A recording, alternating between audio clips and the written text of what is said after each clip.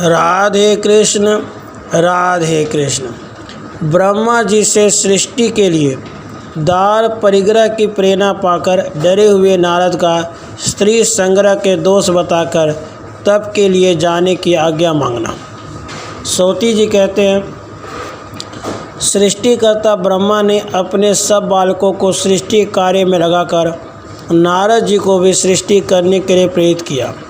उन्होंने वेद वेदांगों के पारंगत विद्वान नारद से यह सत्य हितकर वेद सार स्वरूप और परिणाम में सुख देने वाली बात कही। ब्रह्मा जी बोले, कुल में श्रेष्ठ मेरे प्राण वल्लभ पुत्र नारद, आओ। तुम ज्ञान दीप की शिखा से अज्ञान अंधकार का निवारण करने वाले हो। तुमसे यह बात छिपी नहीं है कि जन्मदाता पिता परम गुरु है। वह सभी वंदनीय पुरुषों में सबसे श्रेष्ठ है। विद्यादाता और मंत्रदाता दोनों समान हैं तथा पिता से भी बढ़कर है। बेटा, मैं तुम्हारा पिता, पालक, विद्यादाता, मंत्रदाता भी हूँ, तो मेरी आज्ञा से मेरी प्रसन्नता के लिए विवाह कर लो। ब्रह्मा जी की आवाज़ सुनकर मुनिवर नारद के कंठ, ओठ और तालु सूख गए।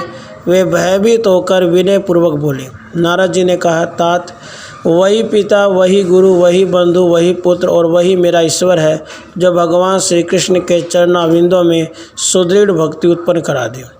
यदि बालक अज्ञानवश कुमार्ग पर चल रहे हों तो उन्हीं को जो उस मार्ग से हटाता है वही करुणा निधान पिता है।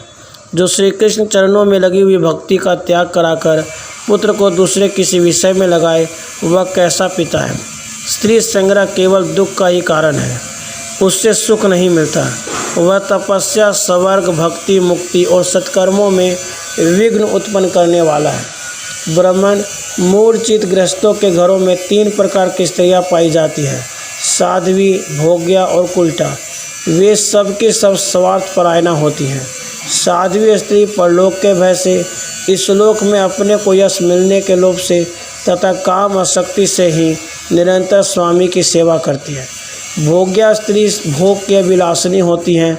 वह सदा केवल काम आसक्ति से ही प्रियतम पति की सेवा करती हैं। भोग के सिवा और किसी हेतु से वह क्षण भर भी सेवा नहीं करती। भोग्या स्त्री जब तक वस्त्र, आभूषण, संभोग तथा सुनिग्ध एवं उत्तम आहार पाती है तब तक ही स्वामी के वश में रहकर प्यारी बनी रहती है। कुल्टा नारी कुल में अंगार के समान है, वह कुल का नाश करने वाली है। उल्टा स्त्री कपट से ही स्वामी की सेवा करती है, भक्ति से नहीं।